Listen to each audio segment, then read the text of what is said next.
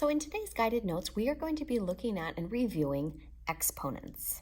All right, so when you first learned about multiplication, you probably represented multiplication using repeated addition in groups. So you had 4 times 3, for example, would be 4 groups of 3. So that would be 3 plus 3 plus 3 plus 3. Now with exponents, you can think of exponent operations as being represented by repeated multiplication.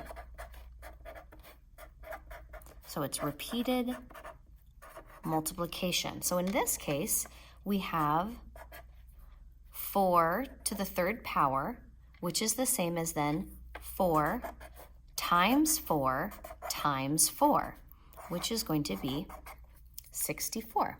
Okay, so let's look over here. We have b, the variable b, to the nth power. Okay, so the position here at the bottom, the b, this is called the base. In the example we started with, the 4 is the base. Then we have n, where the exponent is.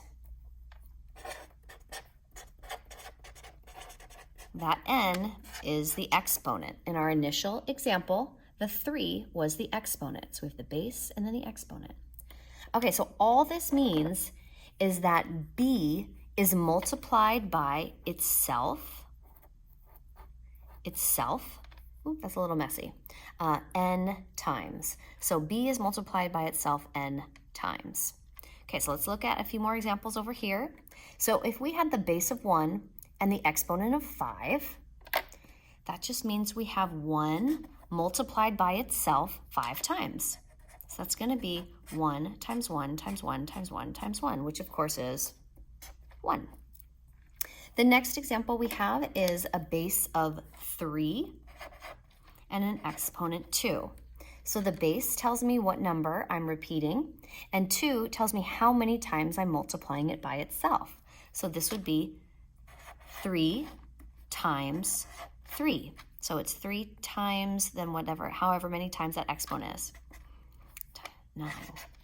All right, so there's 2 little instances where we use some special terminology. So normally, whatever number is the exponent, you would say 1 to the 5th power, or 10 to the 8th power, or 75 to the 2nd power, whatever it is. When there are this number here and that number there, we use a different term. So when we say an exponent out loud, we call a number with a power of 2, we say squared. Squared, and I'm going to explain why in just a moment.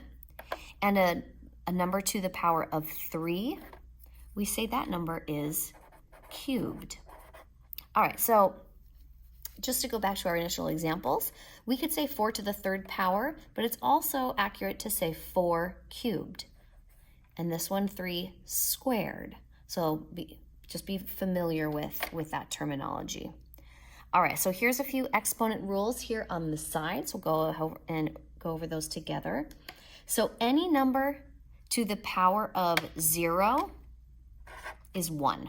So if we had 3 to the 0 power, that's equal to 1. So that's kind of an irregular rule, so just keep in mind. Any number to the 1st power is itself. That says first. So 3 to the 1st power is 3. And then another special exponent in power is powers of 10 will only contain ones and zeros. So when the base is 10, like in this one and this one and this one, they will all be just ones and zeros. So 10 to the 5th power, 10 to the 13th power, and so on. Okay, so let's go over some of these. We're going to try it. 2 to the 5th power, that means 2 times 2 times 2 times 2 times 2. Okay, because it's going to be that base 5 times. Okay, which is going to equal 32. And I'm running out of room over here, so I'm going to write it below. Okay, so then we have 5 cubed, or 5 to the third power. So that's going to be our base of 5. And we multiply that by itself 3 times. 5 times 5 times 5, which is going to be 125. And I'm going to skip this one just for a second, and I'm going to come over here. 12 to the first power. That means 12 times itself 1 time. So that's going to be just plain old 12. All right, so now we have the one where 10 is the base. So for these, we know it's going to be 10 to the third power, 10 times 10 times 10, 3 times, which is the same thing as 1,000. And again, I'm running out of room. I'm writing too big. So the little shortcut you can remember is it's going to be 1 and then that many zeros. Whatever the exponent is, there's that many zeros. So 1 and then 3 zeros. So 10 to the 5th power, that's going to be 1 and 5 zeros.